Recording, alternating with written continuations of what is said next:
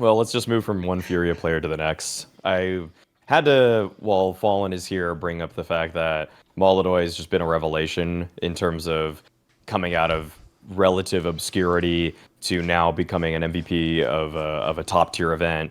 I mean, I'll say my piece first on him before I hear yours, but I think just in terms of individual ability, his re-peaking ability is I don't know, it's second to none right now. He's getting if he has an opportunity as opponents are trying to take space to just go for a one little sliver re-peak and just fire one more shot off. That's He's small one v getting one, right? That's small 1v1 for a couple seconds, right? Yeah.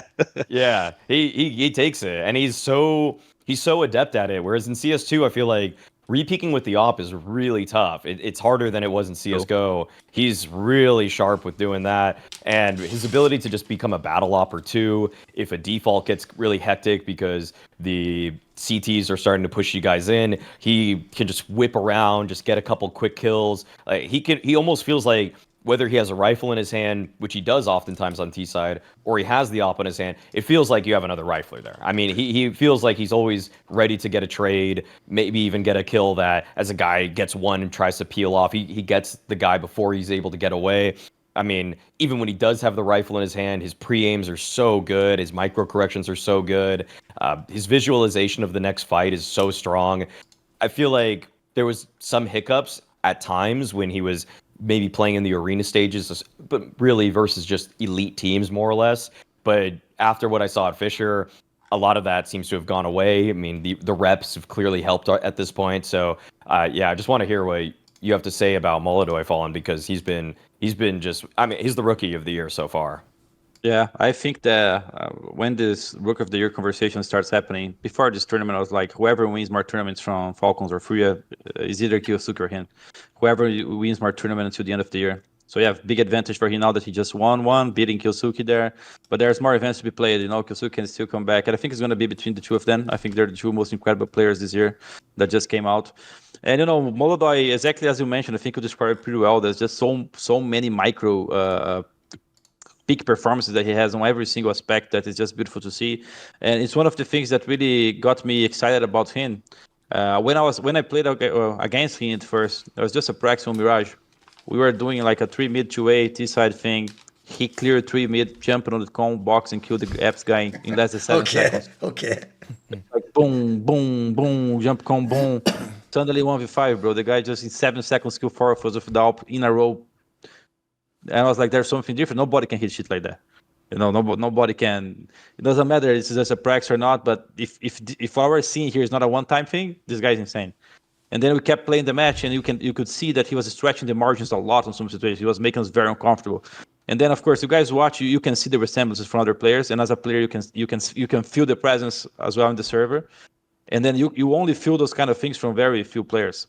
So when you're playing against a guy who is making sure the presence is noted and is stretching every margin, you're like, there's something different in this guy. And then we played another practice with him, same thing, and I was like, holy shit, this is the next guy. I wasn't even considering change role at the time. I just mentioned to the guys like, this kid is very good. He's the next shit.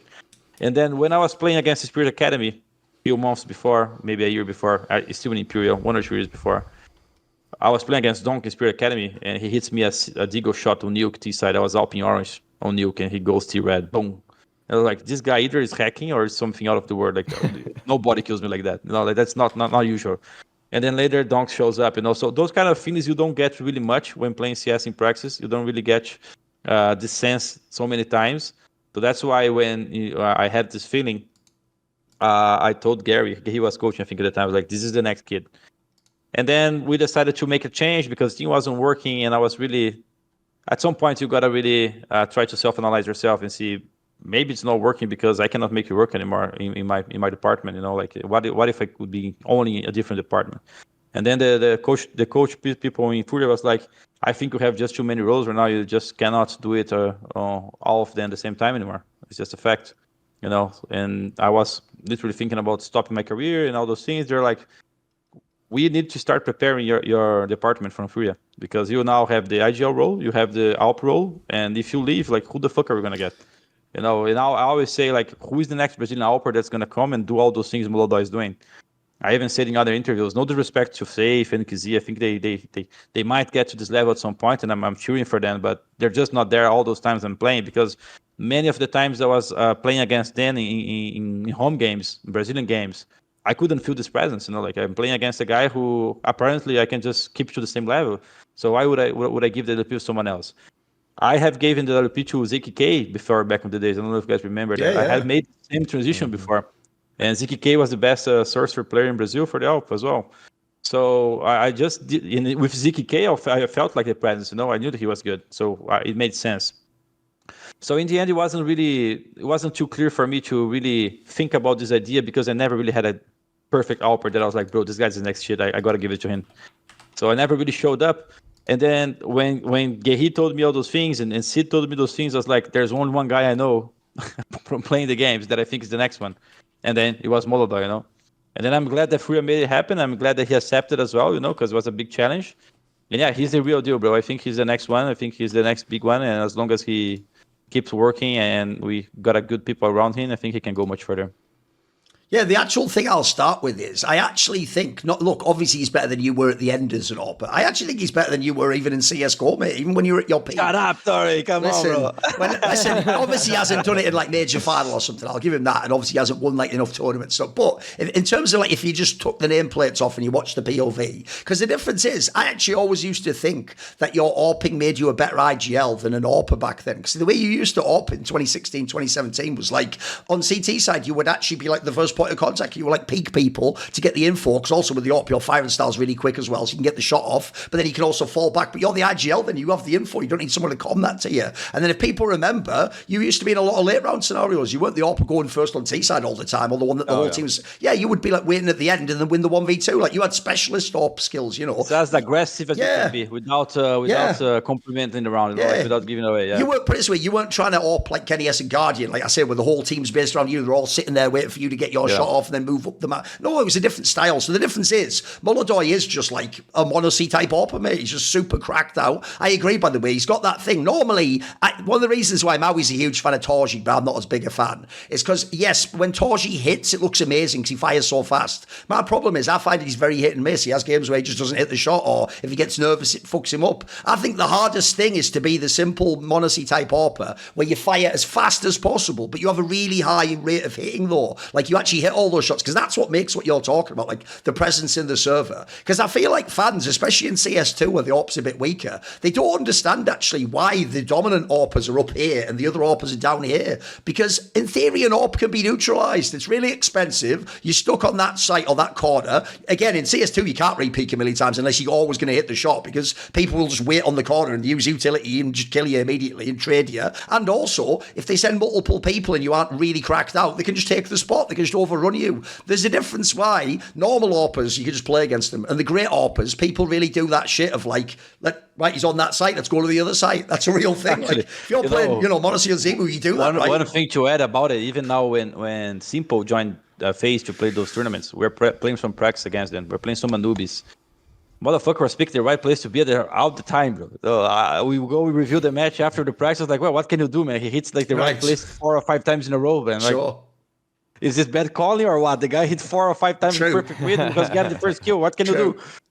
So some of those guys, they just understand better and they just, It's why I even make the joke on another show that actually I feel like the worst thing about Simple playing in Tier 2 is I don't know what these kids are learning getting fragged by him. Again, Fall, if I do the VOD review and I'm their coach, it's like, well, coach, I peaked him properly. He just shot us all. It's like, yeah, like that happened. Sorry. Go on, man. What are you going to say about me? Yeah. I think, Simple is his own system. But I'm curious from your perspective, Fallen, what kind of system you guys are putting around Molodoy, because it feels really well thought out. Like the way you guys move up certain positions, the way you boost, you in particular, the one that boosts him so he can get certain picks off. It kind of feels like when I watched you back in 16, 17, FNX was oftentimes your right-hand man. Like he was helping you out with certain like clearing things, like you're going up cobble at A. He's kind of like clearing some of these difficult close angles for you, but then you could take the far sight line. Now you're kind of the FNX, and Molodoy is what you were doing in terms of just kind of the A-B 1, 2, 3 back and forth between you two. So it really feels like you guys know exactly how you want to get him in position, which I'm sure is something that you've been the opera before. You've been the guy that needed to get set up so you could take a certain sight line. And that's something that I think is definitely assisting. Like, if there was a team for Molodoy to land on, I don't know if it could have been better for him than getting onto Furia when you're really creating these guidelines for him, and even you kind of you put the bumpers on for him so that he can like move around in this area that you have really just made so comfortable for him. Oh, being completely honest, I feel like the department where I help him the most is the nade department, the support department, because that's what I was really good at with the Alp. Yeah. But also, there's a lot of times when he's trying to be this Alper, he has sometimes, mainly in the beginning, has a little difficulties on understanding when is his time to be playing and when is the time to be enabling others. Because as soon as he enables others, then a situation comes by and then he can play. So if I think the department I help the most is, hey, now for this next 7 to 10 seconds, it's about setting up what we're gonna do as a team, and then you start playing again. So like making sure that he understands macro-wise what's expected from him in a support role. And in a sense, I feel like if he listens to me too much as well, then he's gonna lose the other side of the word, that is, I don't want to be throwing shit, mate. I want to be covering the guy who's gonna pick, and I'm just gonna get this kill, So I think there's a lot of help in the team. In this department, I feel like I help a little bit in order for him to understand when he has to think about the team and then come back to the Alpine role. And on the beginning, we had some discussions, and I was like, you need to help the short guy on those two control short, mate. Like, sometimes he's going to be in a flash, you need to flash, and he'll be saying, no, I have to hold the mid cross. What if Alper shows there? And I'm like, I understand. It's true that Alper can show and you still have to flash. So what you going to do? Sometimes you're going to be flashing. Sometimes you have to hold. So what we going to do, right? And I think another departments, I think macro-wise, Yakindar is helping a lot as well, even though he's not an Alper. He still say a lot of things. Hey, Daniel, you can go for this here and there. I expect this from you here and there. So there's a lot of people helping into this. But overall, I think it's his own capabilities. I think his own understanding. He knows what to do. I would say that 80% of the times there is no help needed. He knows what he's doing.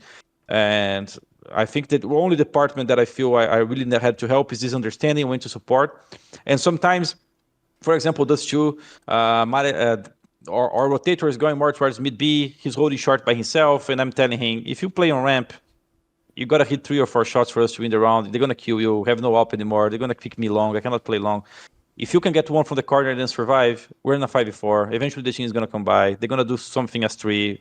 You're gonna enable me up. Maybe we kill lurker long. So team-wise, it makes sense if you play corner to survive in this situation than to play ramp and get all the kills. And then I think he's getting a little bit of experience on where the team needs him right now. So, but other than that, I think it's 90%. He have it. Those kids nowadays, they just have it. Like you cannot tell me that the Spirit guys were teaching Donk too much as he was playing after Spirit Academy. No, they just come so ready. Like Yosuke now on Falcons. Can you tell me that he's learning majority of his game from Nico and all those guys playing the game? Like Probably not. Probably one thing or not, but overall, they're just so complete as they get to go.